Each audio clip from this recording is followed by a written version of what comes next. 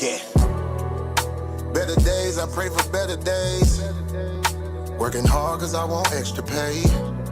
Talk to them seeds, but you must demonstrate. Cause it's your ways that they gon' imitate. Non-violent. Sometimes I wish I would've went to college. Frown proudly. Cause where I'm from, they hate you when you smiling. Your faith should be your gun. You can't leave home without it. The children being grown, cause all the parents acting childish. You show them your reality, I bet they doubt it. You tell them all about your dreams, that's when they out it. Your own blood. Ain't no family no more. They do you badly for show. You try to patch up your soul, Lord knows you on a mission to show him you so submissive. The prayer said in silence, you know the devil can hear him, pay attention. Know the war's within, how much time do you spend? Try to balance your zen, then again, losses is lessons. You tell me you trying to win, we know about saving money. You tell me you trying to spend that blood on it. Sweat, tears, you put that love on it. Your best years was just a dumb moment. You tired of going hungry, can't deal with fake making your life lonely. Your lack of faith that left your soul bony. But you gon' work and you gon' strive, do what it takes to survive. What is truth, what is a lie? You know that war's inside. Some get draped into the fake, they don't know what to decide. Wrong choice, meet your demise, keep that between you and I. You realize, some people you gon' let go, you visualize. The things you need to feed your soul is on the rise. They not gon' wanna let you go, but it's alright. It's cool to bury what's gon' grow. Went from wrong to the right and to the dark to the light. It was a hell of a fight. You get it all your mind. Gotta hold on tight and you stay strong and precise. You fight the war that's inside, cause it might change your life. From wrong to the right and to the dark from the light. It was a hell of a fight. You give it all your mind. You just hold on tight and you stay strong and precise. You fight the war that's inside, cause it might change your life. I ain't the person that I used to be, so what I do today ain't things that you used to see. Stay the same, no, things change usually. Some folk I may know might get reintroduced to me. Yeah, I ain't the person that I used to be, so what I do today ain't things that you used to see. Stay the same, no, things change usually. Some folk I may know might get reintroduced to me.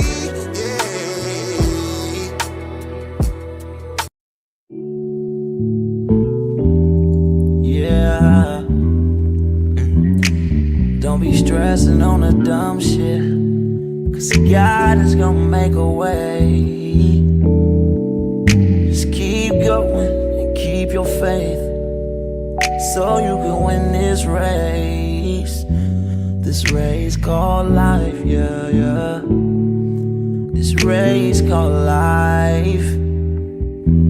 This race called life, yeah, yeah.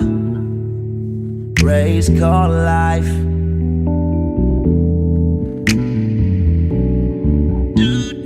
Yeah, yeah, yeah, yeah, yeah, yeah. I'm grinding cause I know that I'm gon' get it. I just gotta have vision, keep faith and be humble, and have some patience with it. I've been A1 since day one, and always on my job. I never been a fake, never had to steal and rob, cause I do good business. I'm too good with it, and even though I'm on this road, I'm still daddy to my children. You know I do good with them, and don't like being missing. But I hate when my bills are thicker and my pockets get thinner. But I can't stress up on the dumb shit, cause God is gonna make a way. I keep going and keep my faith in my pace, so I can win this race. This race called life. This race called life. I'm just trying to win this race called life. This race called life.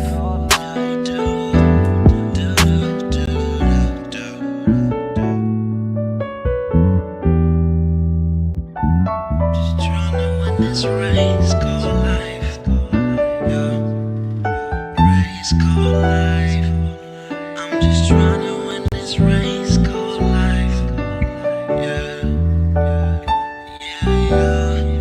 I keep on running in this race called life. Yeah.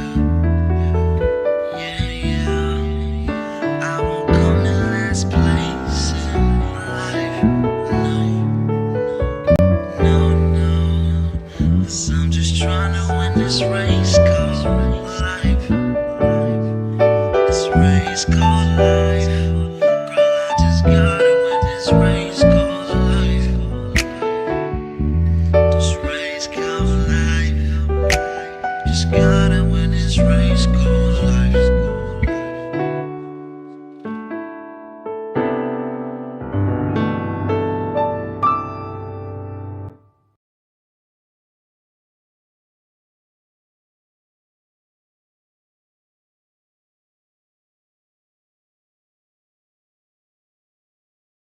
Yes, yes, we are in here. We are in here. Peace, Titan family. How y'all feeling today? You know what? Let me introduce these two the right way. Ladies and gentlemen, welcome to another electrifying Titans Debate League face-off.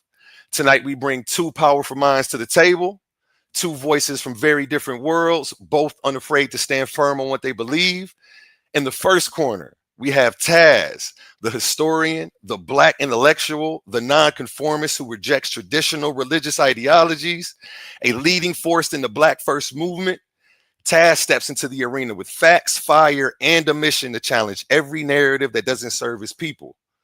And in the opposite corner stands Xion, a father's rights advocate, a legal scholar, and a proud Rastafari Israelite representing the EWFI and the LOGS Society. Xion brings sharp legal insight, spiritual conviction, and a commitment to justice for families and fathers across the nation. Two different backgrounds, two different philosophies, one stage where nothing is held back. This is the face-off. This is where the talking stops and the challenge begins. This is Xion and Taz. How y'all feeling today? Go ahead and introduce yourselves.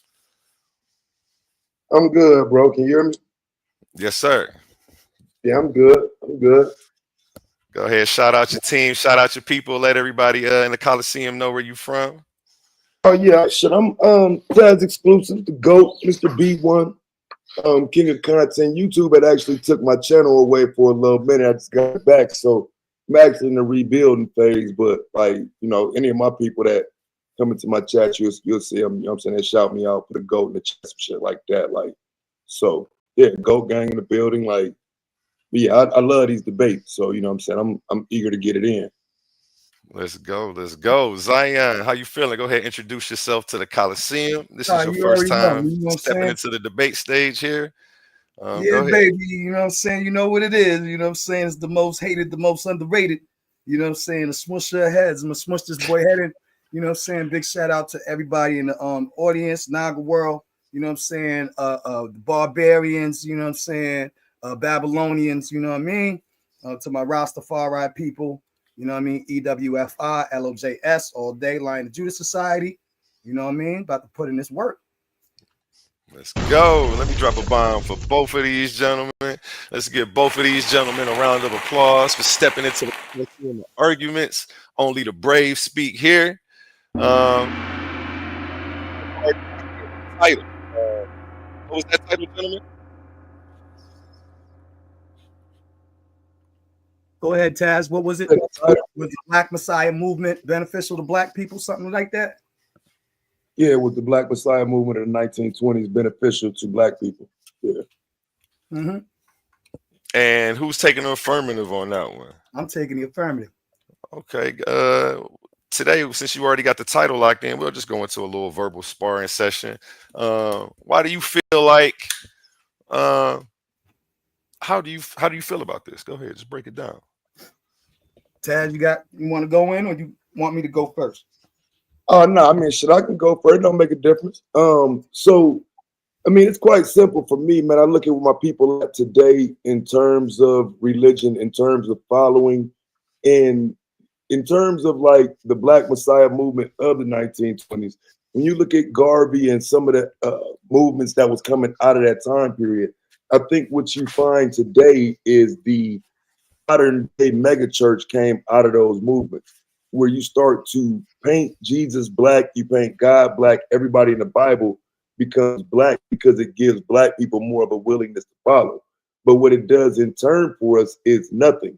We just become followers of another religion with a black face on it, but never truly dealing with some of the issues we need to deal with outside of religion.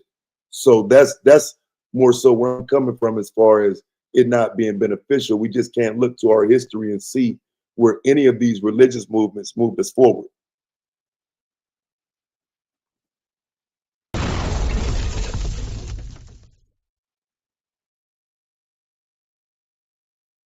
All right. So I think what my brother is doing is oversimplifying. The Black Messiah movement, you know what I'm saying? It was a redepicting of ourselves because, you know what I'm saying, over 450 some odd years of slavery and white supremacy, guised under the ideology of the Bible, you know what I'm saying, Black folks had ingested a toxic poison of white supremacy. Now, when I talk about the Black Messiah movement, this is all encompassing. This also encompasses everything that happened and led up to the 1960s and 1970s. So my brother here doesn't really understand. I guess he really didn't study the new Negro, you know what I'm saying, and what the Black Messiah movement really is. It's not about the religion. It's about the redepicting of ourselves and how it benefited us, not just following some, you know, Black Jesus or religious context. The Black Messiah actually a movement as an ideal, you know what I'm saying, as an ideology, became us looking at our leaders, such as the Black Panthers and the Move Association and all of these pro-Black liberation, civil rights movements. When we started looking towards ourselves and looking towards our own empowerment, that is what the Black Messiah remove. Once again, gotta always tell these Negroes, everything does not have a church, and Jesus stuck to it. It's an oversimplification to even claim that the Black Messiah movement. So first and foremost, Albert Cleage Jr., right? He wrote, there was a collection of sermons by Cleage presented Jesus as a Black Messiah, right? But this is in 1968. You know what I'm saying? This was him doing this. Marcus Garvey established his movement based on the premise that he knew that Black folks believed in Jesus and believed in all of these things, even in all of those Abrahamic faiths, but they had a white face on it. And so therefore it was a white supremacist ideology. And that was to oppress. At the end of the day, what we end up having from this redepiction of ourselves, from being beasts of burden and subhumans into actually being gods, kings, lords. That's why we call each other king to this day, right? And how is that? And queens to this day. You know what I'm saying? What's peace, my God? Peace, my king? Peace, you know what I'm saying? My Lord. All of that is culturally rooted from the 1920s. Also understand that in the 1920s, when we started redepicting ourselves and redefining how we viewed the Bible and other ideological ideals of identity, right? Because this is social identity politics.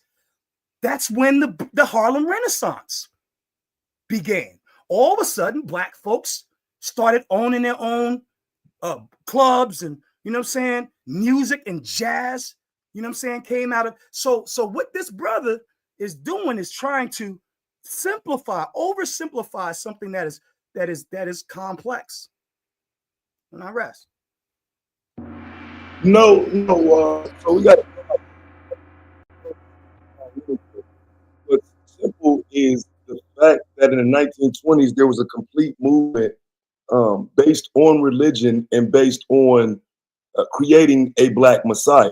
So what you're attempting to do, which of course this is not what the debate is about, it's certainly not about Black nationalism or any of the things surrounding it. I think somehow you trying to loop Black nationalism into your spiritual part of this conversation that you're supposed to be standing on. The Black Messiah is specifically referencing the Bible, Jesus, church, Christianity, and everything of such, not Black leaders who fought for civil rights and whatnot. I'm confused on where you're trying to go with this. Nah, because I said this when we first had the discussion. So what you're not going to do is run away from the topic now that I'm showing you that it's broader than religion. It's broader than Black Jesus. Okay, and here's the deal. When I said black, hold on. When I said Black Messiah movement, that term wasn't even used in the 1920s. It was not used for Marcus Garvey's movement or the UNI. It's his middle name. Hold on, brother. It was used in 1968 to define what had happened and transpired from 1920s until 1968. So when I say Black Messiah movement, I'm not talking about the church. I'm not talking just about Black Jesus. This term came up in 1968. And that's why the movie about the Black Panthers was called Judas and the Black Messiah. So this is not about what you trying to force it. And I said that, and I knew you were going to run. I'm not trying to force shit. You scared? You scared, my nigga? I'm scared of what? I'm scared of what? That the Black Messiah movement was positive because I'm showing you from 48 years of progress. And then we're going to turn around and go to the FBI and what they said about this Black Messiah movement. When I'm talking about the Black Messiah movement, I am being specific about a liberation front, a Black nationals liberation front. So you thought you were sick, is what this is. No, because again, we can listen back. The discussion that we had, if he pulls it back up, we're gonna show that this Negro is lying to y'all. Because I clearly said this ain't about Jesus. I clearly said this ain't about the church or religion. It's about Black liberation. You can actually go back to the beginning of this show. I got the paper right here. I got the peer-reviewed paper that I wrote. You gotta relax, my G. Empire. So you're not going you ain't gonna be able to. When I got that on, you ain't gonna be able to confuse, you're not on the topic. You're not on the topic, nigga. So at the beginning of this show, when he asked for the title, God damn, you still talking.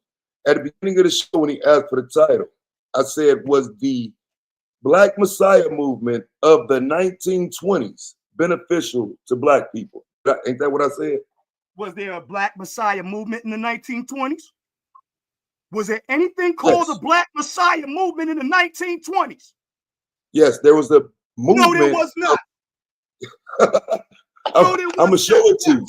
I'm gonna show you multiple. The Black Messiah movement in itself was not widely used in scholarship during the 1920s. I can show you multiple. But the concept of the Black Messiah appears predominantly in sources tied to Albert Cleage Jr., the Black Christian nationalist in the 1960s. Cleavage. You don't tie it to Rastafarianism? The Black Messiah. What does that? No, don't see what you're not going to do. What you're not going to do is run away from the topic. Go back to the original socio-political movement. We're talking about a socio-political movement that had something. We just go back to the original video. Man. Like I think you running. I think you're running. No. You're running because if I pull up the daggone video, I'm gonna pull it up right now. I'm gonna pull it up. What video was that in? I clearly said it, bro. I remember too. Clearly said it, bro. It was last week. I got y'all. Don't worry about it. Yeah, it was pull up for me, man, and show him what I said. I clearly freaking defined what I mean by the Black Messiah movement. So this is what we're not going to do. We're not going to sit over here and blow smoke. We're not going to. I'm going to tell you. I'm going to tell you exactly what happened. Relax, bro. So now he knows he's going to relax, bro, so people would know what I said. So you asked me, did I know what the Black Messiah was? One mic, Xion. One mic. Xion, one mic. I'm gonna let it play out first, then I'm gonna drag this nigga, bro. Like, what are you doing too much? You know what I'm saying? You're doing a whole lot, bro. You FBDL ass nigga, man, hanging out with pedophiles and shit. Shut the fuck up. Yeah, see that, my nigga, what are you doing, bro? I don't play like that, bro. Come on, bro. I don't even know what you said. I didn't hear the sentence, but I heard a word that I didn't like to start with P. Can we not do that? Yeah, you tried I didn't hear what was said because I'm literally trying to read these titles to find a video that you're requesting, sir. I'd appreciate it. Thank you. You know you good, dog. You know I fuck with you, Xion, but please. I wouldn't crash your party. You know what I'm saying? I talked about he a goat and he was an SB. I don't remember what it was. An episode with Suave. What was we doing that day? It was with Suave. You took a couple of clips of it. You know what I'm saying? When I jumped on the panel, Suave, whatever, boss. and somebody else. I think it was Suave Boss is what's called, but it was towards the end of the video where me and Taz got it in, and I clearly explained how I define the Black Messiah movement. To clarify, make sure that we weren't going to come here and do exactly what this Negro is doing right now.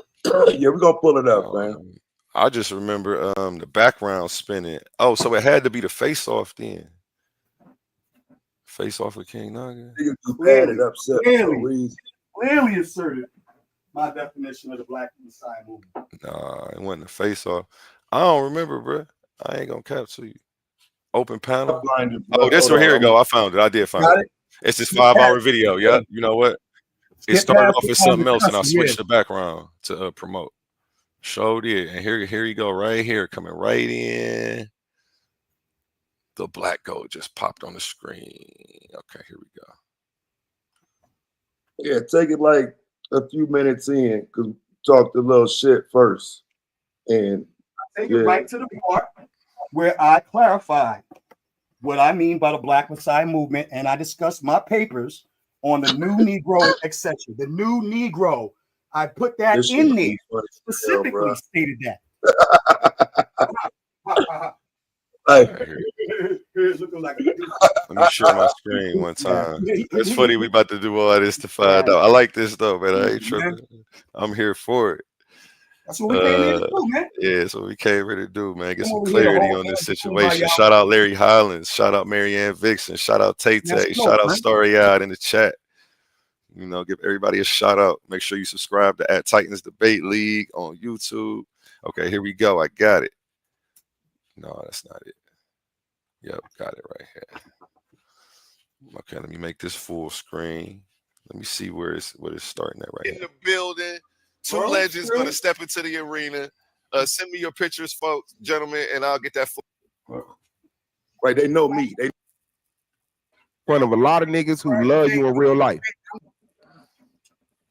Oh yeah, that was right. Argument, clapping and balking in their own camp. So what these dudes are not going to do is minimize my daggone contribution to this debate. You know what I'm saying? Debate platform, and that's why a lot of people love me. Yeah, and respect me. When I came in, he called me the legend. I didn't ask him to do that. He just respects me on that level because if you go to anybody's page and look at my debate, if you look at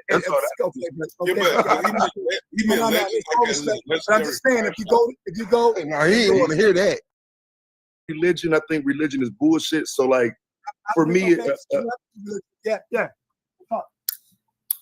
So it's like, this is it right here. Debate that religion is bullshit or Black history. What are your other areas of expertise? So in school and in college, you know what I'm saying? Shout out to Syracuse University, my fucking college, excuse my language. I've done a lot with the 1920s, you know what I'm saying? The messy the Black Messiah movement, which has nothing bitch. Bitch, nigga. Wait, listen. No, you just missed that part. Please go ahead. I'm gonna pause it. I'm gonna pause it because y'all jumped in. I'm gonna pause it. Let him I'm about to pause it. I'm about to pause it because y'all jumped in, man. Calm down. It's gonna be okay. It'll be okay, man. It'll be okay. That's where we're starting at. That's where we're starting at. I got you. Listen, fam. As this continues, understand. We're not going to play. See, you don't want nobody to hear what I said because I clarified. Listen. Yeah, listen nigga. Shut the F up. Listen to the fucking goddamn skill. Gentlemen, one mic, gentlemen. One mic. Listen, ain't nobody heard you cutting it off because you don't want to hear the rest. They don't play the rest. I need to clarify that. Relax, bro. If I mute anybody, it's gonna be both gentlemen. I'm not muting one person. I want you to play the rest, but I need him to understand that is right. Relax. Zion, I'm about to let it play. Stop talking. I need it to be noted. Look, this is weak man tactics, man. Hey, this about to be fire. Me is what filibustering would be. So again, yeah, you heard it, fam. So again, like I said, He just started. Go ahead and play it. No, he hurt because he know he fell into a scoop. Hey, bro, he gonna lose. Yo, bro. I'm about to play it, y'all. Stop. Hold on, I'm muting both of y'all. I'm muting both of y'all. I'm about to play it. I don't want to mute y'all. We all both mute yourselves, and I'm gonna play this. Thank you, Taz. Taz is muted. Xion is muted. I didn't have to do it. I hate doing that. I feel like it's censorship to mute another grown man. It hurt me, but I have to maintain order. And I didn't have to do it. I appreciate y'all for being a gentleman today. Look at Suave in the corner. And I love to argue position. I will argue my Let's ask and I will win. Taz is giving you a topic right now. So because I don't typically do religion, I think religion is bullshit. So like for me, yeah. So it's like, would you debate that religion is bullshit or Black history? What are your other areas of expertise? I don't went back too far, but we're gonna let it play. So in school and in college, you know what I'm saying? Shout out to Syracuse University, my fucking college, excuse my language. I've done a lot with the 1920s. You know what I'm saying? The Black Messiah movement, which has nothing necessarily to do with religion entirely. It's more of a political, social. Oh, it has everything to do with religion. Oops, it has something to do with religion, but I'm talking from a socio-political standpoint, not from the. So if I want to be objective, I'm not here to justify religion or the practices of the people. I'm talking about how the history was affected and how Black folks he'll take all them topics. You want to take the Black Messiah, on Black history, Black Messiah movement? He's trying to get a clarification, but so we can argue Black Messiah. We could argue the New Negro, 1920s. There is no Black Messiah. Wait, what do you say? Like, what do you? No, that would be religious. Black Messiah movement wasn't about whether there was a Messiah. It was about how Black started viewing religion from their own perspective and placing their own images on their faith. It's right. Where do you think that happened at? Where do you think that happened at? 1920s, 1930s. No, in the 1920s, when that started, where do you think that started at? Who do you think started it? Harlem, Chicago, everywhere where the EWF and certain Black empowerment movements, Marcus Garvey's UNI, you know what I'm saying, UNIA. Right. That yes. You want to debate that? Because I would love to debate that. I got essays on that. Yeah. Okay. So what's your position? I'm saying that was a waste of time. I'm saying that black people at that time, that's the wrong direction. We fucked up. We should have been following no religion, no Marcus Garvey, none of that shit. I object. No. So was the Black Messiah movement, you know what I'm saying, of the 1920s, 1930s, a positive or a negative on Black consciousness? I'll debate that all day. Negative. How about let's let it finish until I give the title, because I am going to give a confirmed title here shortly. It's set. You got the title, everyone? Give me that title one more time. I'm going to drop it in the chat, and I'm going to write it down. My 51st win. That's crazy. Hey, what a day. Yeah, you're not give me that title one more time, gentlemen. You're not going to win. Was the Black Messiah movement of the 1920s and 1930s beneficial to Black people? You see, the boy wasn't listening. You see, the boy wasn't listening. You see, the boy wasn't listening, right? So I literally just got finished saying that I clarified that in that, and you hear it. I brought up the New Negro. I brought up Black. I stopped it.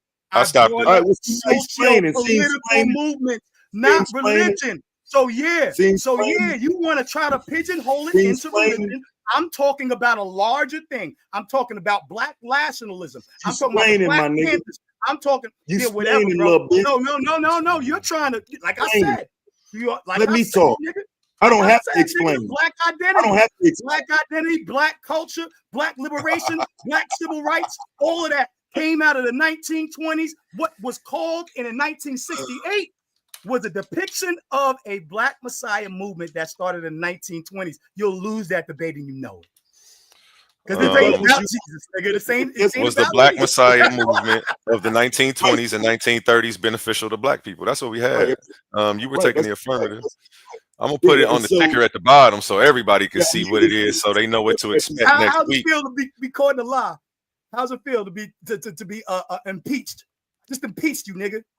Well, you think that you think I didn't say that's what the title was? That's what he said the title was at first. Stupid bitch, you're running. No. You said that the title was about religion, and I said We need that to go back and Messiah listen movement again. is not about religion. That the Black Messiah movement is not about religion entirely. It's about Black nationalism. It's about Black identity. It's about Black socio identity politics, nigga. The new Negro. I brought all of that up, so you're not going to pigeonhole me into something I wrote daggone essays on, peer review essays on, nigga. What y'all doing when he stops? Nigga. So we can listen to the video that just played. We can listen to it again. Yeah, what the hell? You just got finished lying and saying I didn't say Zion, let's let him it would let's let him interesting cook, and then you can respond. That same part again and listen to what you objected to. You objected to me saying that religion was the fucking problem. You are extending what you want to debate now. No. You can go back and listen. We just heard it. We just heard it. No, you're misinterpreting. What? You're not listening again because you want to pigeonhole. Religion is not the issue because you said religion or history. I picked history. This is crazy. I picked history, not religion. So you asked me, what are your topics? You know what I'm saying? Do you want to debate on whether religion is bullshit? I said, no, not really. I don't really want to get into that. You know what I'm saying? I want to have an objective argument. And you said, well, history. And I said, sure. I said, the Black Messiah movement. You took that as me talking about religion. And I'm not. I'm talking about a Black liberation, social, political identity movement. The entire topic that I spoke on when I was on the panel was completely about religion, which is what you objected to. Because you were off topic. I'm off topic of a topic of asking you that you wanted to debate. The Black Messiah has nothing to do specifically with religion. Nothing to do with religion. What did the Black Panthers have to do with religion to have a movie called Judas and the Black Messiah? Bro, this is sad. Huh? No, what's sad is that you have a comprehension problem. See, this is why we go to college, bro. Wasn't around in the 1930s. You need to pick up some books, man, and read apply. You need to reapply. There were no Black Panthers. There were no Black Panthers in the 1920s. GED ain't really helping you, man. That GED ain't serving you, bro. There were no Black Panthers in the 1920s and 30s. My point is there was no Black Messiah movement named until 1968, but they're calling the whole movement, the beginnings of it, from Garvey 1920s on to 1960s. So this is why you don't know what the hell you're talking about. Because if you study the New Negro, if you actually read the book, the New Negro, W.E.B. Du Bois, Booker T. Washington, all of these cats were writing in this book. If you actually studied the book, you would have never fell into that trap. So when you started talking about Garvey, you wasn't talking about his ideology of Haile Selassie. Wasn't necessarily religious.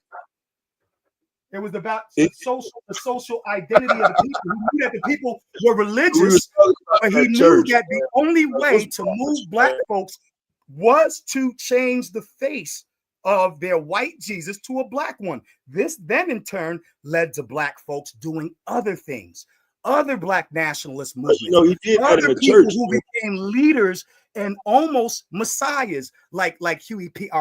Newtons and et cetera, et cetera. It does not focus on the religion as much as it focuses on our redepiction of our identity, from daggone being beasts of burden and subhumans to being divine leaders, kings, etc. This is what the New Negro is all about. And this is starting off in the 1920s. In the 1960s, they labeled it the Black Messiah movement. Yeah, because you know that it was beneficial. So I went at bro, I understand why you're trying to control the conversation.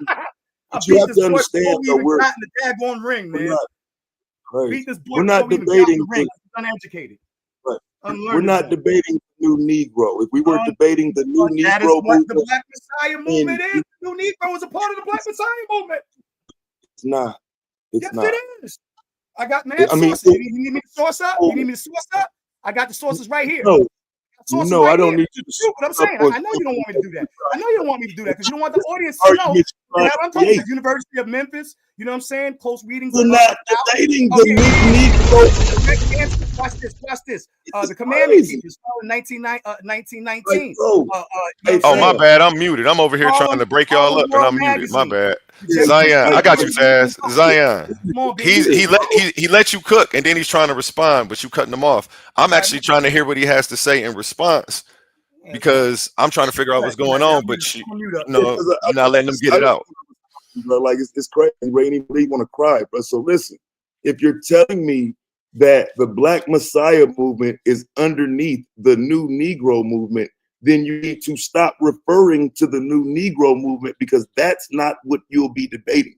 You'll be debating the movement within the movement, the Black Messiah movement, the one where niggas was bringing churches, pictures of Black Jesuses and shit.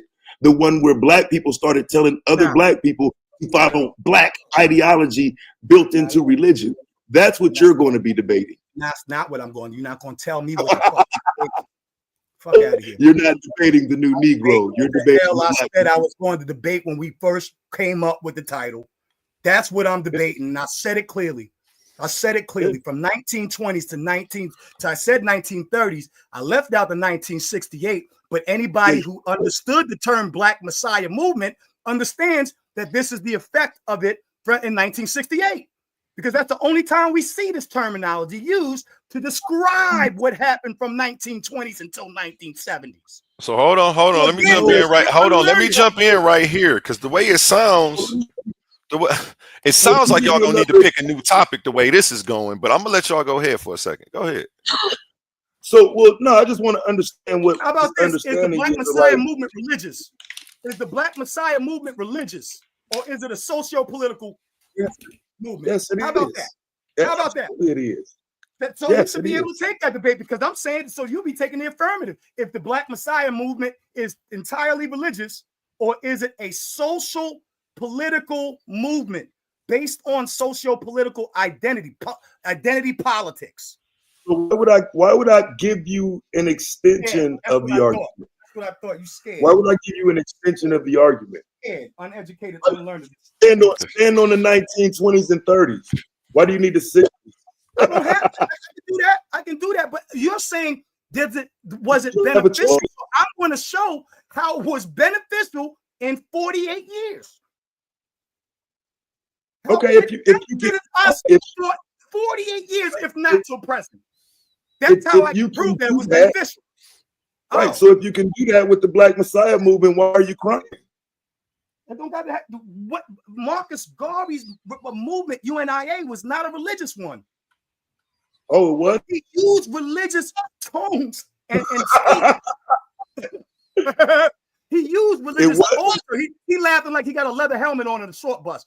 Yo, Marcus Garvey didn't start a church. Religious overtones and speech to rally people. Marcus Garvey didn't start a church. It was about even the Black Star Line and all of that. UNIA was a non-religious movement.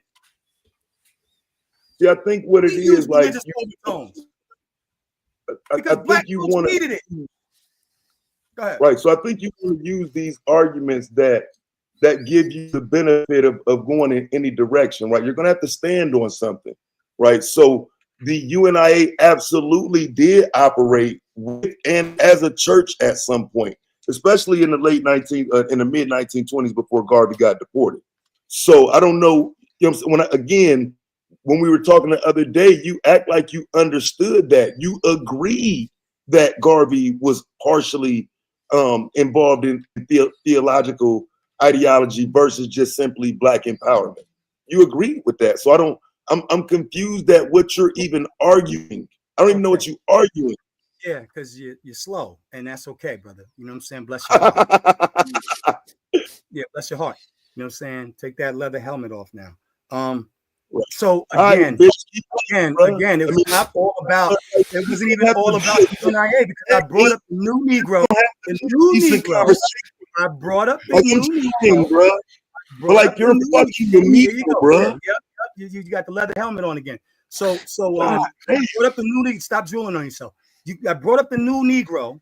You know what I'm saying? For a reason, because I'm dealing with identity politics, and the identity politics comes out of the religious speak, the religious talk. Why? Because black folks. Right, so stand on it, bitch.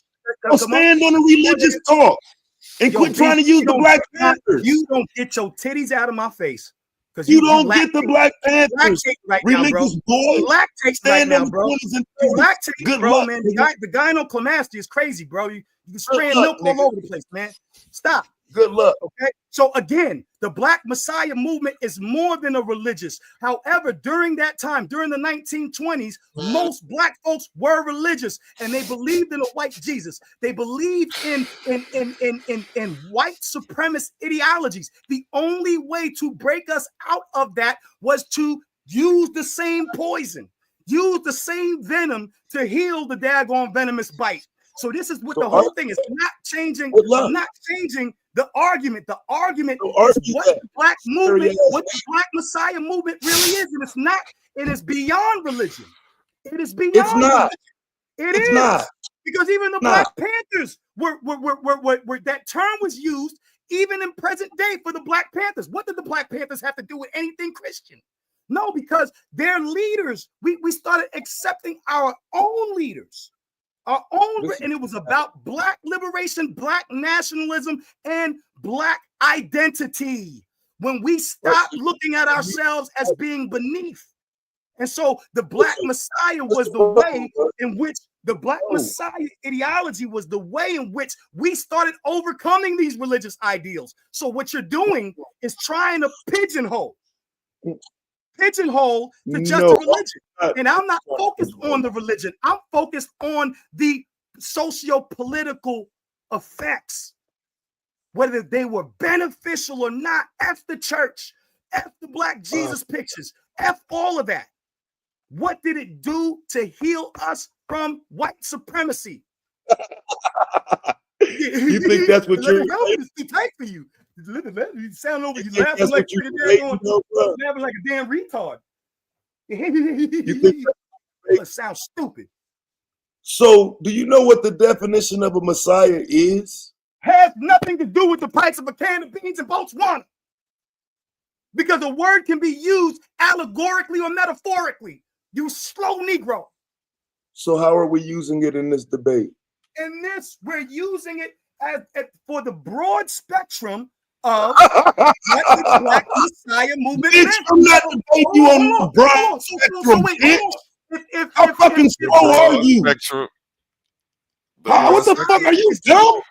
Bro, no, you're dumb. You're dumb. You're trying to pigeonhole. You're trying to pigeonhole. God, you can't use a word. You can't use a word allegorically. You can't use a word allegorically. When you're having, when you're word metaphorically. You can't use a word symbolically, huh? I cannot believe it. What is this Negro saying? Why would I debate you on a broad? Or he's greedy, or he's both. Let's pin it down to your understanding. I'm being disingenuous. Yes, you are. Absolutely. Bro, we just heard the title. Just like I proved what I said, that I said what I said in the last discussion. Now you over here trying to fix your face. We should take a poll to see if you actually proved that or if I pulled it out of religion and went to history. I'm going and talking about history and the facts. Take a Messiah, a fam. Listen to me though. Listen to me though. From then I'm telling you, present. From then until present. And that doesn't have to have anything to do with any religion. You can't take a Messiah outside of religion. Yes, I can. Watch me. Okay. Yeah, I'm gonna watch you. Yeah. Because I'm not asking for a new title. I don't need a new title. If you want to be in attempt to debate, I'll rebut you during my rebuttal round. That shit don't bother me none. I just needed you to hear that you said in the title 1920s and 30s. You said it. You stupid bitch. Yeah, you said it. don't call me a liar. Straps on that leather helmet, brother. Loosen Don't call me a liar. You do understand that, right? You call me a liar. You got some prefrontal. But you do understand that, right? You called me, hey fam, you said I was lying. You said I misrepresented the title. Real quick, let's go to a word from our sponsors. You're misrepresenting the title by trying to pigeonhole it into a religion when I clearly said this November, the Coliseum word from our sponsors. I'm muting y'all up. Once again, the stage is set. The question explosive.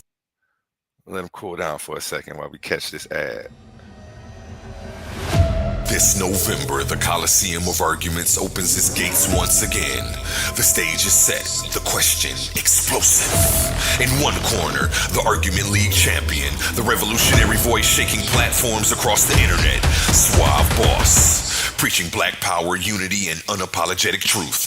And standing across from him, the former Lions Den Debate League champion with a record of 14-1. The mind behind the philosophy God is light, light is electromagnetism. The electrifying intellect King Naga. This round's topic, does being American conflict with being black? Two titans, two worldviews, one question that cuts the core of identity, loyalty, and liberation. Who speaks for the truth? Who walks away victorious? Find out Sunday, November 16th at 8 p.m. only on the Coliseum of Arguments. This is Titans Debate League, where minds collide and legends rise. Yes, that is tomorrow, y'all. Tomorrow at 8 p.m. we have Suave Boss versus King Naga. Does being American conflict with being black? This is one you are not going to want to miss. Make sure you subscribe at Titans Debate League on YouTube. Check us out. And back to you, gentlemen. Can I just read something real quick? And this is real quick, okay? So here it says here, FBI COINTELPRO internal memos warned against the rise of a black messiah, not in a religious sense, but as a charismatic leader who could unify African Americans, E.G. King, Malcolm X, Fred Hampton, etc., during the Harlem Renaissance and Pan-Africanism.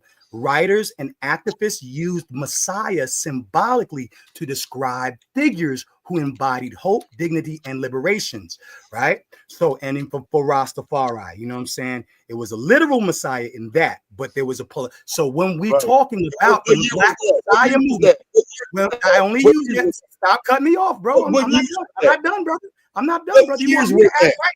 You want me to be kind? I'll be kind. If you gonna shake the titties, then I'm gonna slap them, bro. I'm gonna slap them, bro. So this is a way to tell, bro.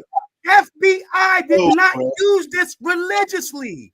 They did not use the term religiously. It was about an African leader, a charismatic leaders. Hence why they had to remove Fred Hampton, and they had to remove. So this brother is literally lying to y'all, or he is remedial, because the term Messiah in that time period was not always used religiously.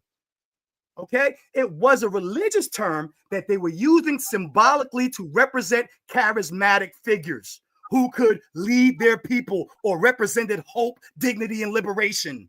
That is what a Messiah is, according to the symbolic meaning. And that's what the Black Messiah movement was all about. They weren't waiting on Jesus. They were supporting their Black leaders who were trying to liberate them. So this is what I'm talking about. And this brother didn't spend enough time reading the New Negro to understand it. I'll move on. Go ahead, brother. Make a fool of yourself. Right. So we just heard him say that Haile Selassie was the literal meaning. Did you not say that? See, now you're diverting. You're diverting. No, I'm not. It's a question. It's yes or no. For Rastafari, it's yes or no. For Rastafari, no, I'm gonna say what the fuck I want to say. We ain't in no debate. Yes, no. You're not cross-examining me, nigga. So watch this. Fam. Decorum, gentlemen. Decorum. Come on. Decorum, gentlemen. Harlem's Black Jews. Watch this. For Rastafari, he was a literal Messiah. For Harlem's Black Jews and Pan-Africans, he was a symbolic redeemer, proving Africa's sovereignty. Proving Africa's side. He was a symbolic redeemer, not a literal Messiah. So again, this statement, even referring to Haile Selassie, has both the Rastafari religious literalism and also the Harlem and liberation, Pan-African liberations movements symbolism. So again, this Negro does not. That's why I left that out. I wanted to bring up Haile Selassie so he would freaking spray titty juice all over the place and look stupid. That's why you left it out. So again, it hasn't been left out because you've referred to it every time you've referred to Marcus Garvey. Oh my God! Read the end. You read the end. This is crazy. Hey, Zion. I'm about to put y'all on the clock. Zion, you keep talking over him, but I actually want to hear what he has to say. You don't have a shot, bro. This bitch dead, nigga. I want to hear what he has to say so that way I can understand how the flow of the conversation is going to come up with this topic. But if he doesn't get a chance to actually complete his thoughts, it's not going to work. Okay. Taz, go ahead. All right. So again, bro, he keeps making these references, even in what he just read. He's referencing the 1920s and 30s with that movement of Garvey saying that Selassie was coming. Garvey's prophecy of Selassie is the motherfucking Black Messiah movement. That's why when we talked about it that day, I was sitting there saying, okay, cool. And he was cool with it being the 1920s and 30s, because for me and anybody else listening who knows that time period, it's quite logical to assume that if you're saying the Black Messiah movement of the time when Marcus Garvey is saying a Black Messiah is coming, yeah, fam, it's pretty much that time period, the 20s and 30s, when he's saying it. Selassie comes in the 30s. You're somehow not relating what you agreed to somehow now you kick this out to J. Edgar Hoover.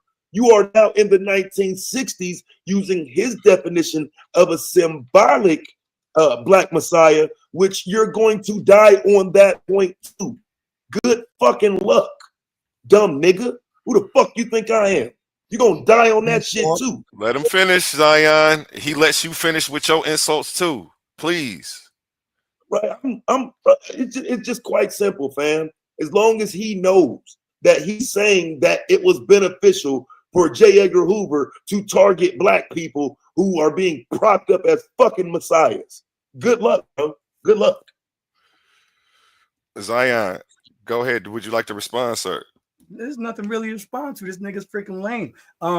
Again, you know what I'm saying?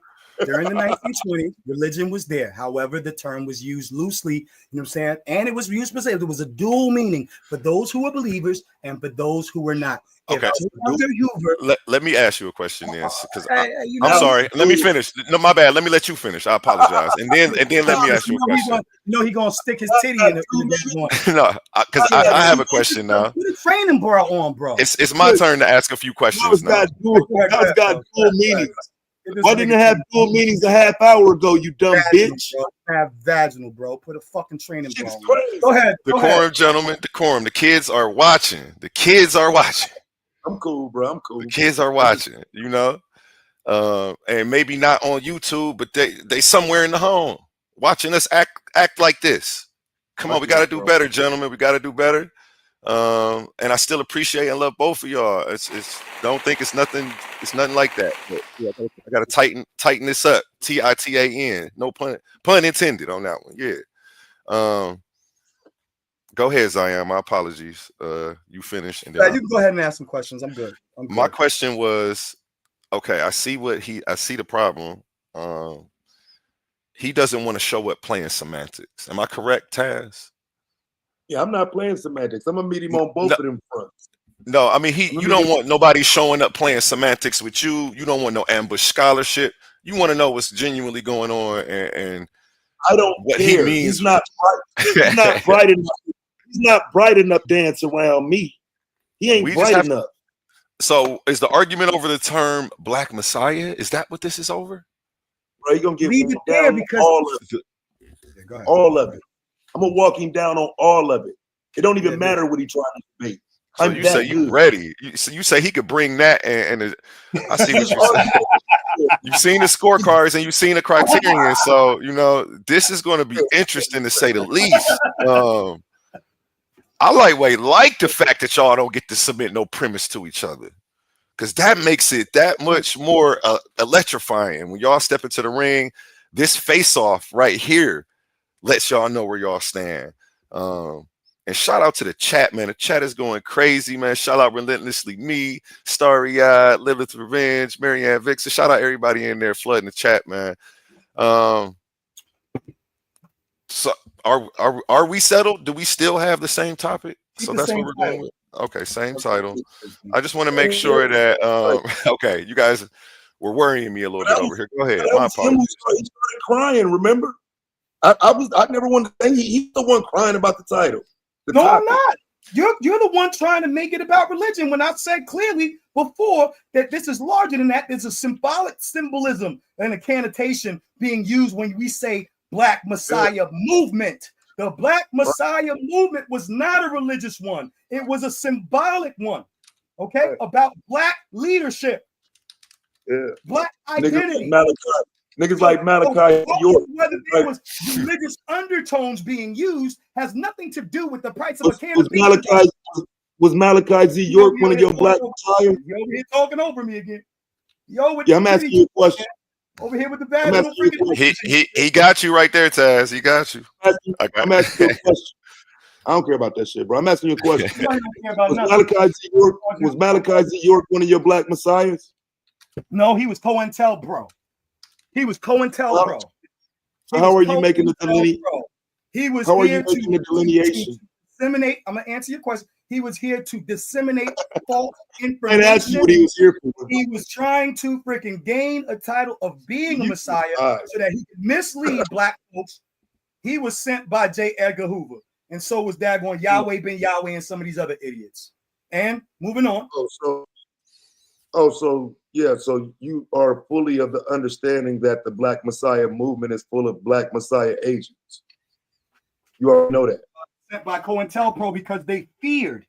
There was a fear. Now, if the Black Messiah movement wasn't something to be feared, freaking daggone J. Edgar Hoover and the FBI wouldn't have did nothing to daggone try to stop it. They wouldn't have sent infiltrators. They wouldn't have sent freaking propaganda and dissemination of false and misinformation to try to cause destabilize a movement that was unifying and becoming strong since 1920s all the way to the 1960s. They had to put these molds in here. So that's how powerful it was. Yeah, I know. Well, again, that's part of my argument, though. That's why that shit wasn't beneficial. No, it wasn't. That's why it's not. Because if it wasn't like, beneficial, for example, like they would have to. For example, was it beneficial? Was it beneficial? Sam, slow down, fam. So was it beneficial for, let's say, Fred Hampton to die? Is that beneficial to the Black community? Was it beneficial to have martyrs in warfare? No, well, just simply martyrs in warfare. Absolutely, it was beneficial for our martyrs to lay down their lives for our movement.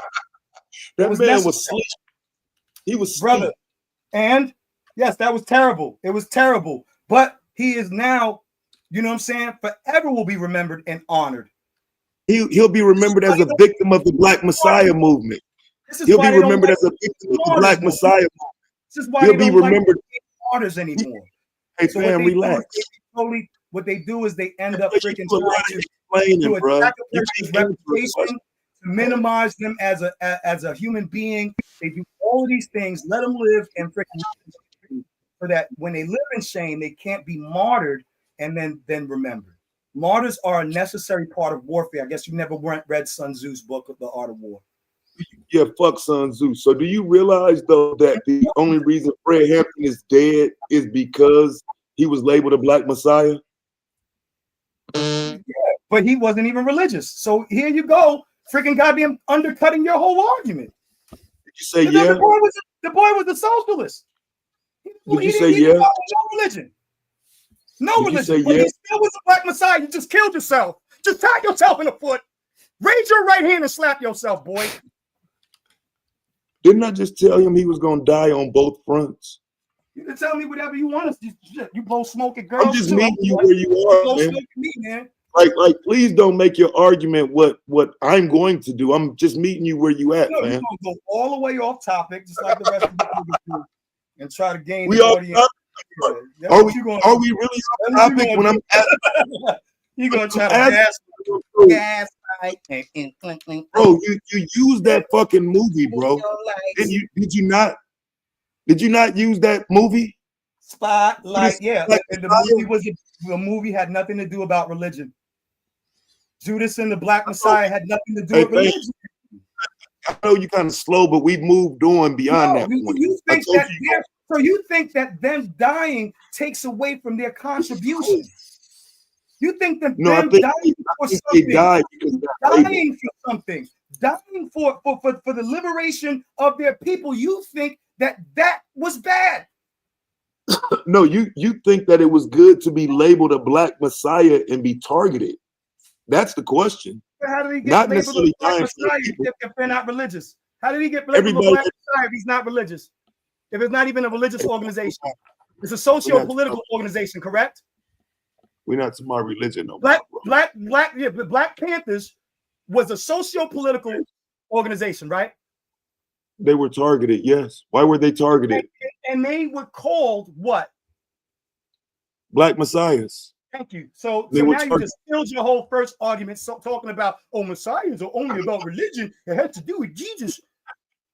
Yeah, that is my argument. Come on, man. You but since you need to extend it, but fam, since you need to extend it out, get you there, and you can't. You're running. You're running back to the original argument that you ran here from.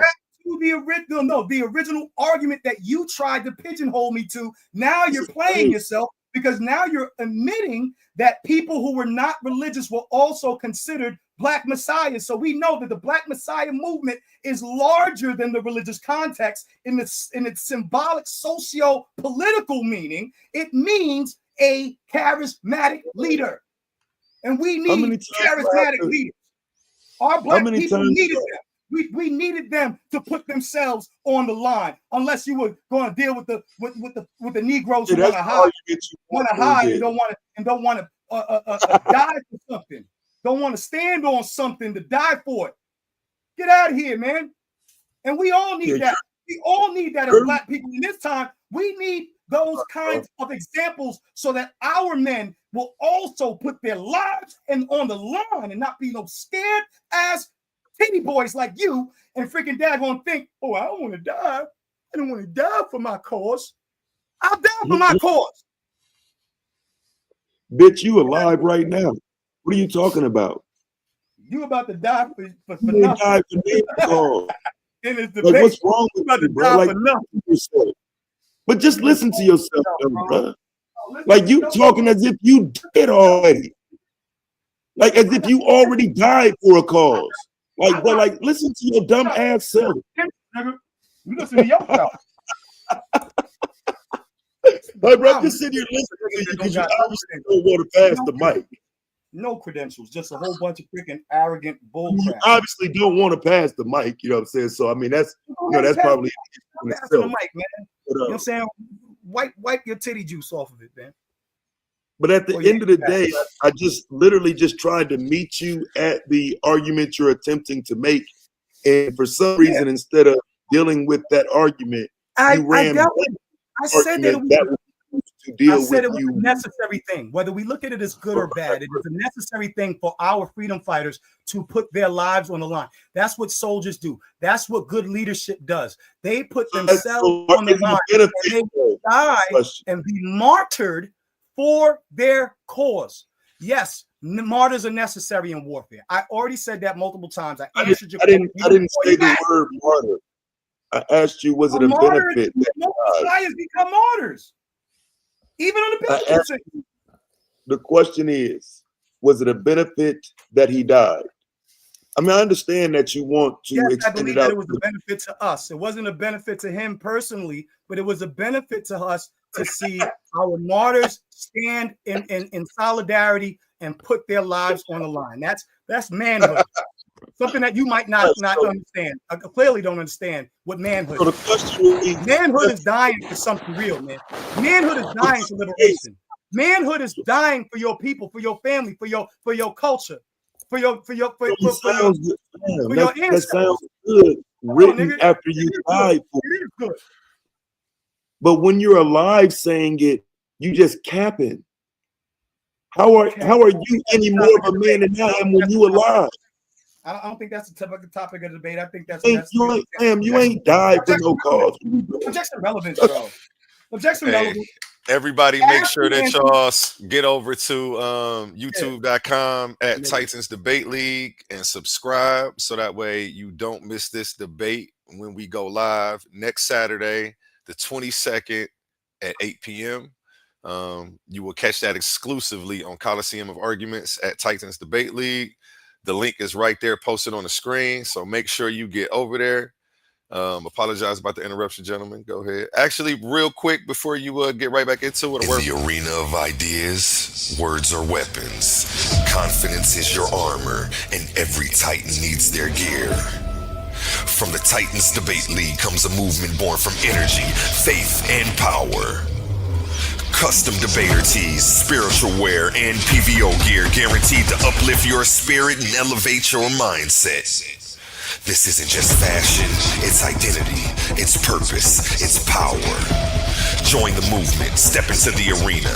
Shop now at ColiseumOfArguments.com and wear what Titans believe in.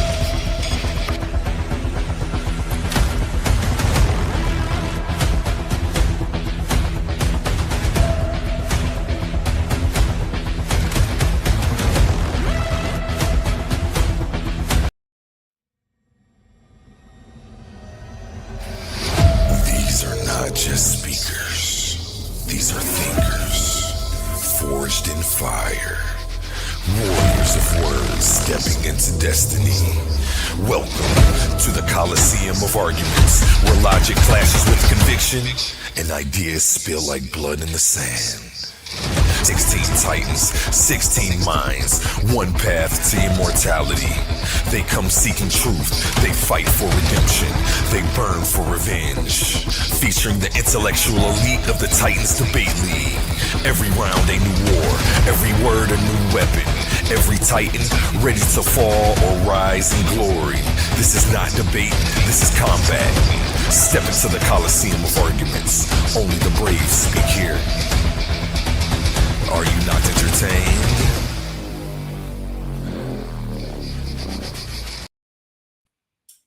Are you not entertained? This is the Coliseum of Arguments. Only the brave speak here. And shout out these two gentlemen again for being brave enough to step into the Coliseum of Arguments and do what most are scared to do. You know what I'm saying? Get up here on the big stage and see who has, you know.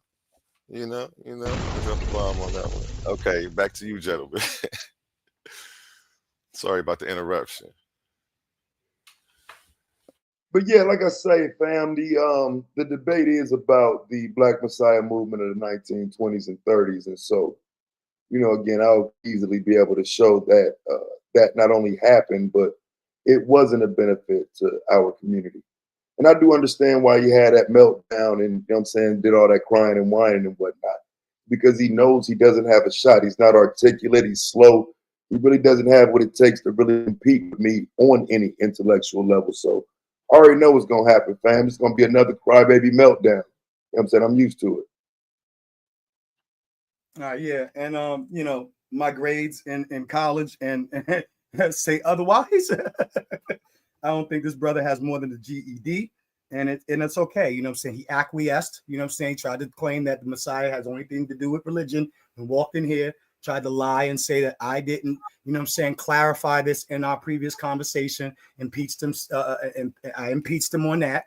And then he impeached himself when he discussed, COINTELPRO and the Black Messiah of the Black Panthers and using Fred Hampton and such, So now he acquiesced to the fact that they were called Black Messiahs symbolically. And so, this is what I'm talking about, all the little running around, dancing around the stage, dancing around the questions, gaslighting and making false representations of what a person clearly said. And multiple times, laughing like a little freaking retard on a short bus with a Let me leather ask hat. you a question. No, No, wait, no, please. no questions. I'm talking right now, bro. You know what I'm saying? Get your titties out of the face, man. Come on, B. Stop flirting with me. Stop flirting with me, bro. I'm not done. Come on, So, Taz. Let him get it out. Let him get it out.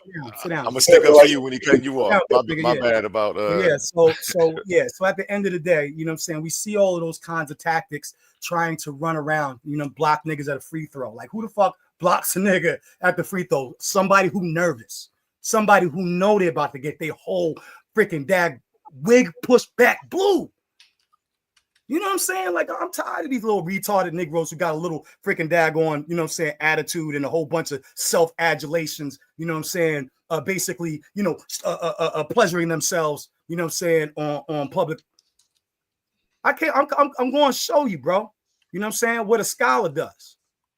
And that's it. I ain't answering no more of this nigga questions. He could eat 2 daggone donkey things. Come on, man. Come on, man. All right. It's time. He landed his plane. I'd like to know, though, is there anybody out there who can tell me why I wouldn't acquiesce to what his argument is going to be when I'm the negative?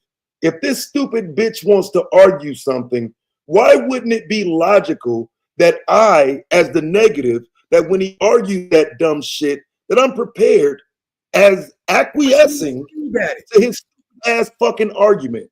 Why the fuck would I not acquiesce as the negative? I understand what your dumb ass finna argue, bitch. Are you that stupid?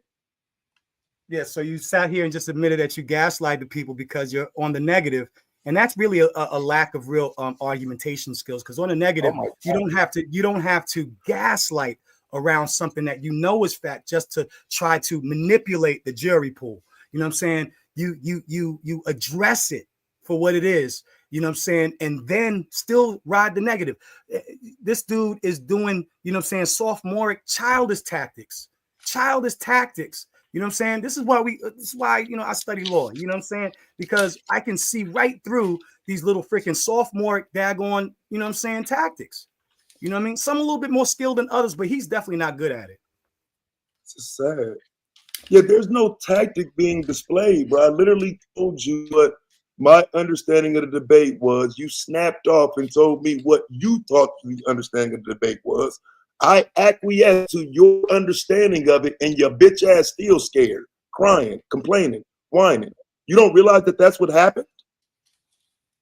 Like, we can listen back. That is a synopsis of this stream.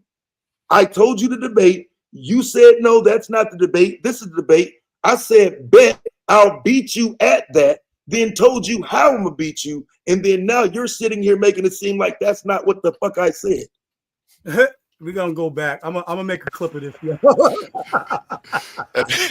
I swear. I got my camera off. I'm over here trying not to laugh. I don't know if this is like cognitive, you know what I'm saying? Cognitive dissonance. Man.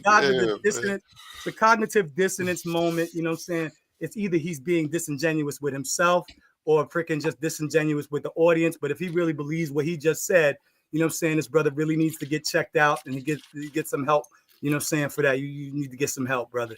Because you just played yourself clearly, and now all of a sudden you acting like you didn't do that. You know, ain't nobody crying. I'm laughing, bro. This shit is fucking goddamn comedic, bro. This is hilarity. Well, what I did was I brought eat your food, bro. Eat your food on. I'm gonna eat some food on Saturday, bro. It's all good, B. Say what you gotta say. Throw your little fucking sophomoric ad homs around. Squeeze out a little bit more estrogen because you apparently did not freaking go through puberty very well. That's all good, baby. All good. I'll see you on Saturday, B. Smush your head in. Smush gang in the building. Hey, I like that. Smush gang in the building, man. The Black YouTube go in the building. It's about to be an electrifying event. I can already feel the rafters shaking from here. They all put on a hell of a show tonight, man. Hell of a show. Let me ask you a question. You know that's what I do. How do the interrogation round go? So does he have to answer questions, or can he just do this during his interrogation round? Let me pull up the rules one more time, just for everybody in the stands who hasn't seen them. I'll explain it. I got you. I'm gonna play this just for theatrics, and then I'm gonna go over it with you, um, just so everybody has the same clarity. All right, Warriors. Listen up. Clash of the Titans official debate format. Rule number 1, order of speaking. The affirmative, the side advocating for the resolution, always presents first. Rule number 2, opening statements. Each debater delivers a 3-minute opening address. Rule number 3, argument rounds. There are 2 rounds per participant. Round 1, presentation of their primary case. Round 2, rebuttal of the opponent's arguments and or further development of their own position. Each round lasts 12 minutes. Rule number 4, turn order. The debater who speaks first will also close second in the rebuttal rounds, Q&A period, and final summations. Rule number 5, cross-examination. Each participant has 10 minutes to interrogate their opponent. I just realized number 4 sound kind of crazy, but what that means is whoever takes the affirmative, you will be starting round 1 and round 2. We're going to switch it at the Q&A, and the person who took the negative will go first for the rest of the duration, and I'll let it finish. Has 10 minutes to interrogate their opponent. This time... Oh yeah, this is exactly what you were asking about too, Taz. So I'm gonna go back a little bit further so we can roll right into that. What you sipping on, bro? What you sipping on? Okay. Ginger beer. Dang, no alcohol. Yeah. That sounds good. Each participant has 10 minutes to interrogate their opponent. This time belongs to the questioner. Pauses or hesitations are counted against their allotted time. If progress stalls, the moderator may intervene only to keep the exchange moving, not to address the judges or the audience. Rule number 6, closing statements. Following Q&A, each debater is granted 3 minutes for a final summation of their case. May the odds be forever in your favor. Okay, to answer your questions about the Q&A, you are absolutely right. He can do this, the whole Q&A to you if he wants to, but it's not going to look good on the scorecard when he doesn't answer your questions. Just the last debate, the last debate I just had a judge mark points against somebody for being petty in the Q&A and not letting the person actually finish their answers. So, because you know what's funny? On the way, I was driving here and I just happened to call him. He's probably watching right now. He's not going to be judging your debate. I'm giving him a rest on this one. I have rotating judges.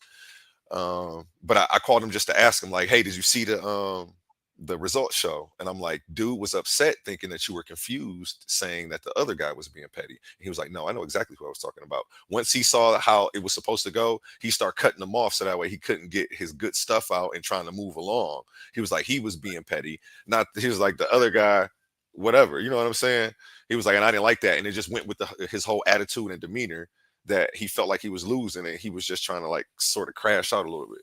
So I was like, okay, so it will count against you. If he's not giving you answers, that means he didn't answer your question.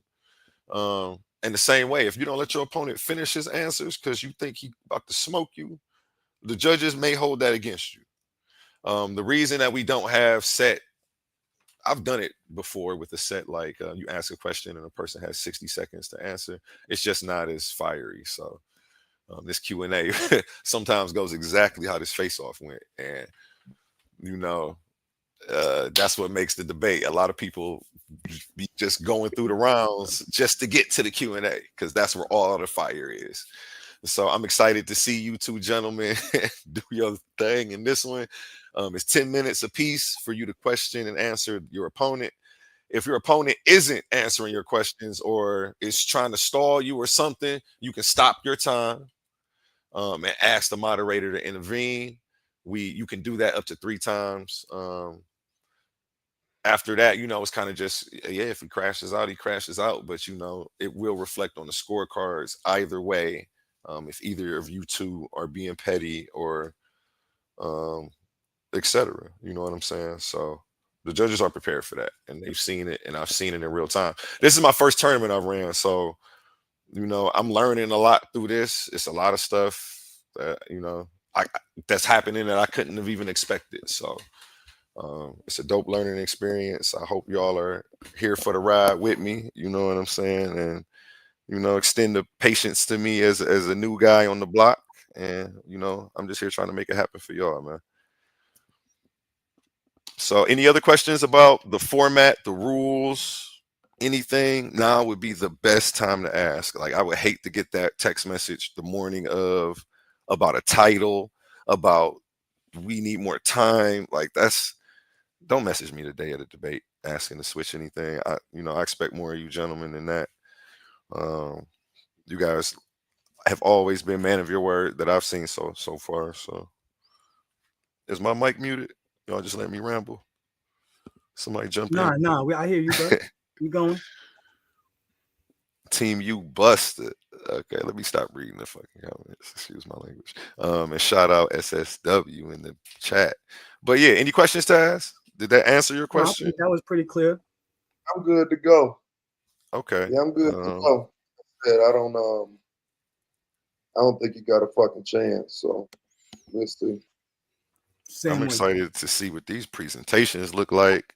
I know you two are about to educate me thoroughly on this topic.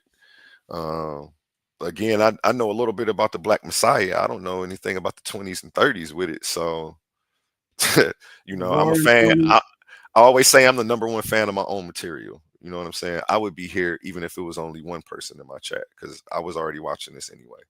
So, I'm just happy to be here with y'all, gentlemen. This is about to be lit. And let me go ahead and run an ad for what we have coming tomorrow so everybody knows and nobody misses it. Go ahead and remove this from the screen.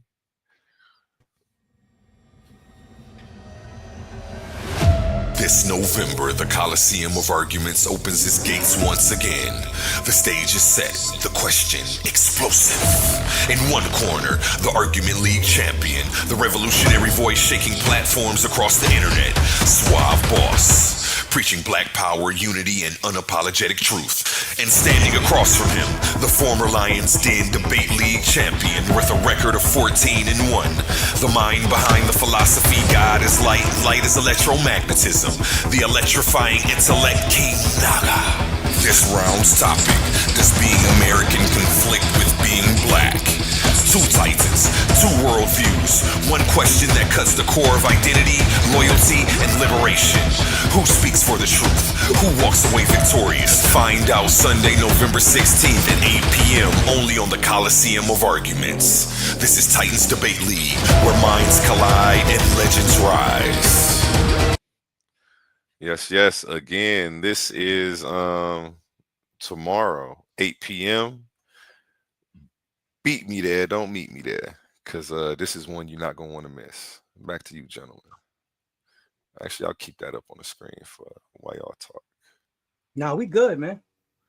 Okay, we got everything ironed out. Flat gums, you know what I'm saying? Do what you got to do. Do what you got to do. Try to convince the audience.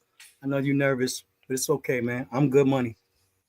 I think this one is settled. And again, let me bring it up on a ticker so everybody can see what's going on. Was the Black Messiah movement of the 1920s and 1930s beneficial to black people? Xion is the affirmative. He will be going first in the first and second round and the opening round. And the Black YouTube GOAT, known as Taz Exclusives, will be going first in the Q&A and the closing round. This is next Saturday, November 22nd, 8 p.m. Again, this is one you're not going to want to miss, as you see. We have judges. In the event that there is a tie between two judges, we will go to the scorecard. We will run a poll, but that's just for entertainment purposes. It won't weigh into the decision. And let me show everybody exactly what's going on. You know what? I didn't even think about this. I should show the bracket. I didn't update the bracket with your name, Taz, but I'm about to get a moving graphic to show who's advancing and show names sliding over and certain names getting X'd off. Yeah, I do all my own graphics, all my own voiceovers. I do all my own stunts. So yeah. Hold on. I can't find what I'm looking for. Here we go. Can't talk at you both. So you like Jackie Chan in here? I'm like Jackie Chan in here, man. But we are looking for interns. I'll run a commercial on that in a second as well. Actually, while I'm looking for this other video, let me run my intern commercial. Amazing news! At Titans Debate League is now looking for interns. We are expanding our team and seeking driven individuals who are ready to make an impact. We're on the hunt for talented people to join our marketing team, a charismatic new host, and creative minds who can produce amazing content. If you have a positive attitude and are used to winning, because that's what we do here, then we want to hear from you. Join us and contribute to a culture of excellence and success here at Titans Debate League. Email us today, titansdebateleague@gmail.com. Looking forward to hearing from you. Where Infinity Gauntlet is a mere toy compared to the intellectual prowess build and destroy the cipher.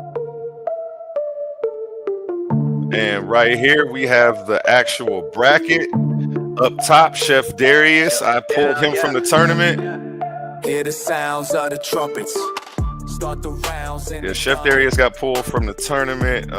He has some stuff going on in real life, but he is still helping out.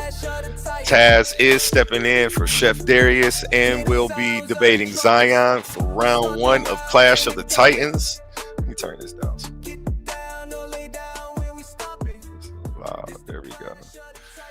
Winner receives $500. The winner of each round will be receiving. Hold on, turn my camera on so y'all can know this real. Do y'all hear me? Can y'all see me? Yeah, the winner receives $500. The winner of each round will be receiving $50 on the road to the finals. And ask all my debaters, all my checks cleared. It's nothing. So yeah, we almost have round 1 wrapped up. I'm gonna bring a new bracket out next week. Probably tomorrow, actually, a Swabs debate. You will see who's been winning. Hemi beat Xion, Pandemis, and I knew we still have to get their face-off scheduled. Chris Harris and Apollo Bay got rescheduled. Amayan and Emmanuel. Emmanuel will be advancing. Bosco and Honey advanced over Bosco. Suave Boss and King Naga are tomorrow. And Silky D and Yaya Bantu are next week. Be looking out for all these debates on Titans Debate League. We are also on Roku, on G1 NBC. Check us out on there. We are looking for content creators, people who can put dope shows together and have some amazing content. If that's you, make sure you hit me up and get at me. Don't be scared to reach out. You know what I'm saying? Let's make it happen. Yeah, that's what's going on. That's what's going on. Okay, back to you, gentlemen.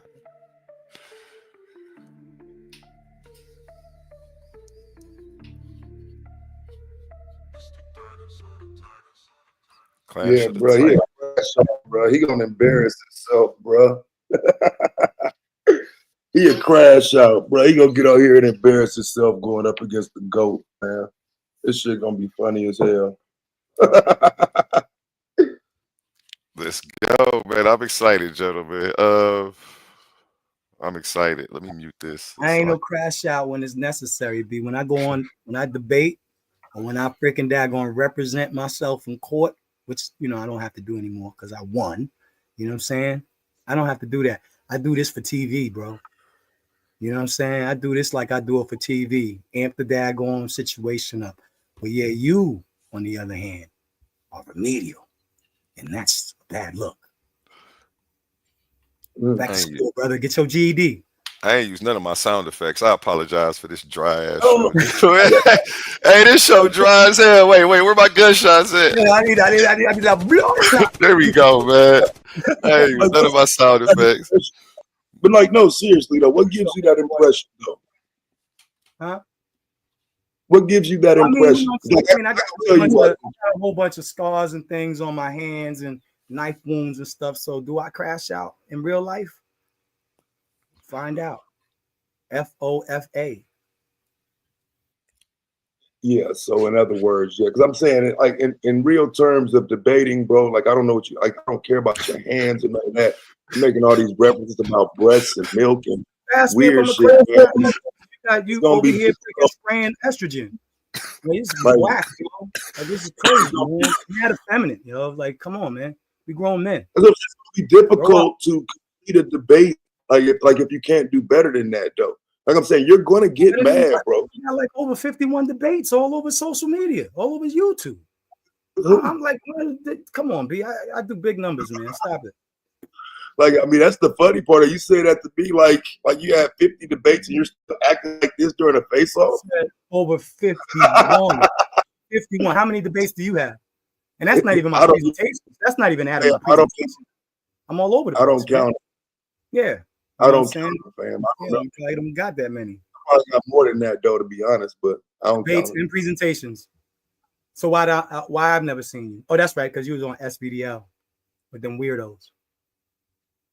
And you know how I feel about tearing down other platforms and other black men. I don't know who that is or what's going on with that. I don't know what name you just called. You allowed to shout out anybody you want, but don't tear down Xion. That's what I don't do.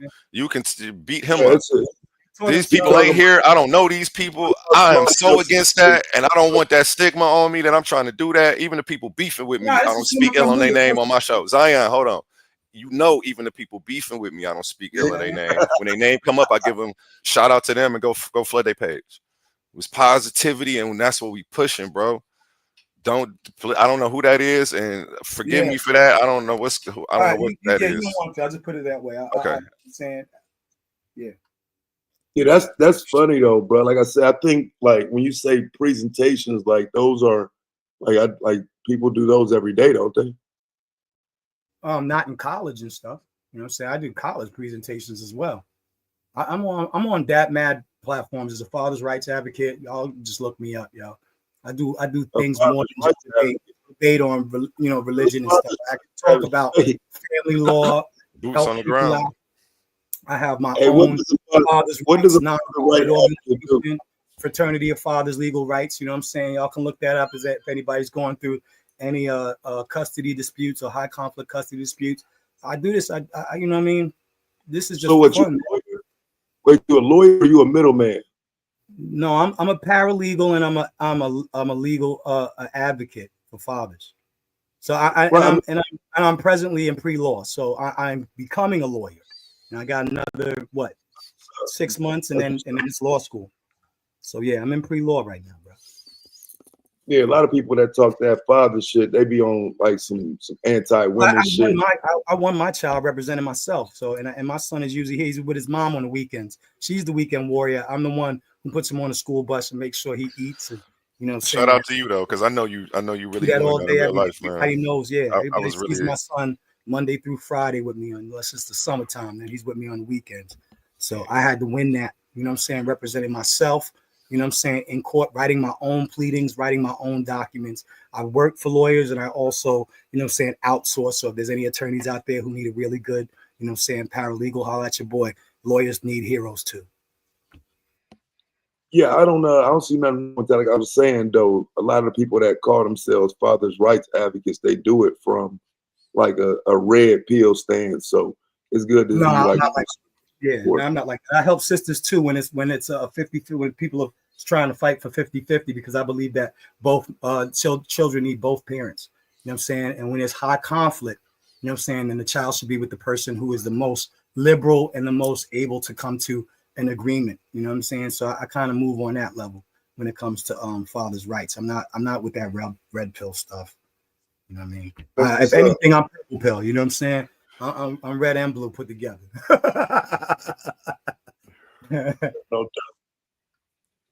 No doubt, y'all, man. We're going to go ahead and wrap this one up, man. That was another electrifying episode. And I'm looking forward to this debate. You know what I'm saying? Beyond all of the freaking, you know what I'm saying, ad hominems and stuff like that. We do that like we do it for TV. You know what I'm saying? I'll never take that person at the end of the day. This brother is a black man, still trying to do his thing in the community, trying to benefit others.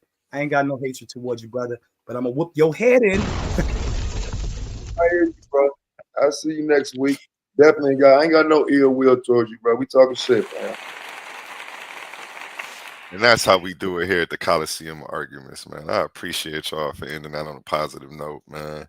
The kids are watching. What did it say in my intro song? I said the kids act. I didn't say it actually. Shout out Connie's son.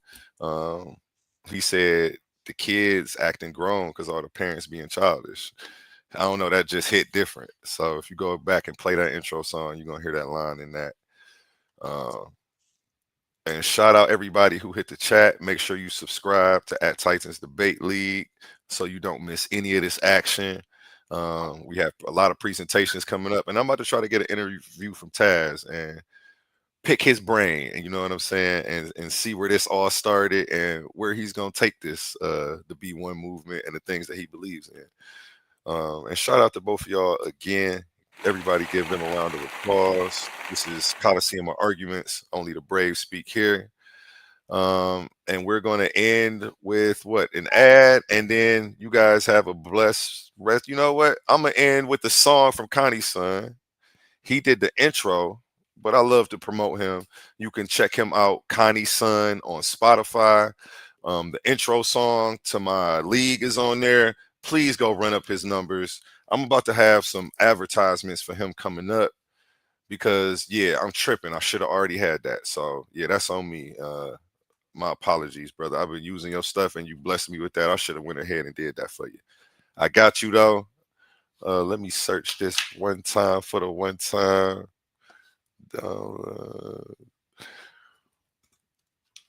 And go ahead and plug yourself, gentlemen, and give your closing remarks while I pull this up. Like I said, I just got my channel back on YouTube, Black YouTube Goat. Go ahead, subscribe to me. I'm trying to get back in the algorithm and shit. It's been a minute. They took that channel away a minute ago. So, you know what I'm saying? It's a fight trying to get back in the algorithm nowadays. But, you know what I'm saying? Pop in and fuck with me. Yes, sir. You go ahead, Zion. It's on you. Yeah, y'all I love to do this, you know what I'm saying, have these debates and stuff like that. It prepares me for, you know what I'm saying, my future, you know what I'm saying, being a trial attorney, you know what I'm saying, for fathers' rights and, you know what I'm saying, the rights of children, being an advocate. And, all of the banter and stuff like that. It's just, you know what I'm saying, it's excitement, you know what I mean, guaranteed. We try to hype things up, you know what I mean? It's just like a face-off, boxes and stuff, do it all day, you know what I mean? Hype daggone thing up, it's all good. But, yeah, you know what I mean? Big shout out. Looking forward to this debate. And yeah, Smusher man on the ready. Let's go. And make sure you definitely subscribe to the page and go check these gentlemen out and support what they're doing. Black YouTube Goat is going live every day. You can find him on YouTube at the Black YouTube Goat, I believe. I'll be checking out a lot of his content. He touches on a lot of issues that affect our community. And I know Zion is all over all of these platforms. So go support these other brothers too. Definitely. And we're going to end with this song. And you guys have a blessed Friday. Appreciate you, gentlemen, for coming up here tonight. Shalom.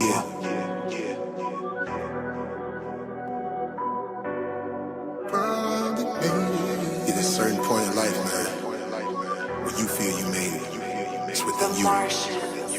I ain't gotta rap about robbing, I ain't gotta rap about dope. It give me peace to let me know I give you hope. You know I made it. Hurting like a project curtain, pockets been down to the floor. When you love it, you would never let it go. You know I made it. Understand they gon' hate, real niggas feel my flow. That's how I like it, but I know they don't want smoke. You know I made it. Front line when they go down, some people gon' lay low.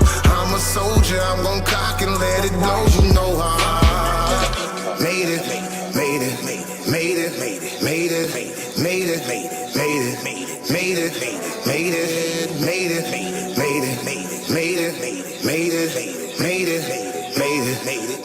Finally made it. I put that bottle down, I do not come around. I done been ignorant, low in them clips and then running the bus and them hollow rounds, yeah. Now that I run the town, you will not hear a sound. It is a fact, I'm gon' kill every track and they already know I'ma hold it down, yeah. On a whole nother level, cruise control but no pedal. Grave digger but no shovel. Olympian, but no man, ooh, but I go hard, I don't settle. The block blues is so special. You pick a style, I got several. An activist with slash rap, ooh, I know they mad that I made it. You should be happy I made it. Usually it's only one opportunity. It's all about who the one that's gonna take it. Yeah, yeah. Some people get it and make it. Some people get it and fake it. Now that I got it, I'm giving it all that I got. Cause I know that casket is waiting. Bless them, bless them. I ain't gotta rap about robbing. I ain't gotta rap about dope. It give me peace to let me know. I give you hope, you know I made it. Hurt like a project curtain. Pockets been down to the floor. When you love it, you would never let it go. You know I made it. Understand they gon' hate. Real niggas feel my flow. That's how I like it. But I know they don't want smoke. You know I made it. Front line when it go down. Some people gon' lay low. I'm a soldier. I'm gon' cock and let it blow. You know I made it. Made it. Made it. Made it. Made it. Made it. Made it. Made it. Made it. Made it. Made it. Made it. Made it. Made it. Made it. Finally made it. I had to go and grind all in this life of mine. I had to flip it, go get me a ticket. I'm flipping you bottom my bottom line. Yeah. Now that I'm doing fine, drama so far behind. You can get paper, but when you get paper, you people can't pay for no peace of mind. No, have a whole different vision. A Christmas gift, but no ribbon. A brand new car, but no engine. A big old high with no ceiling. But you go hard, ain't no quitting. All taking, no giving. Now you alive, not just living. Forgiveness, but no permission. They gon' be mad that you made it. You should be happy you made it. Usually it's only one opportunity. It's all about who the one that's gon' take it. Yeah, yeah. Some people get it and make it. Some people get it and fake it. Now that I got it, I'm giving it all that I got. Cause I know that casket is waiting. Bless them. I ain't gotta rap about robbing. I ain't gotta rap about dope. It give me peace to let me know. I give you hope, you know I made it. Hurt like a project curtain. Pockets been down to the floor. When you love it, you would never let it go. You know I made it. Understand they gon' hate. Real niggas feel my flow. That's how I like it. But I know they don't want smoke. You know I made it. Front line when it go down. Some people gon' lay low. I'm a soldier. I'm gon' cock and let it blow. You know I made it. Made it. Made it. Made it. Made it. Made it. Made it. Made it. Made it. Made it. Made it. Made it. Made it. Made it. Made it. Made it.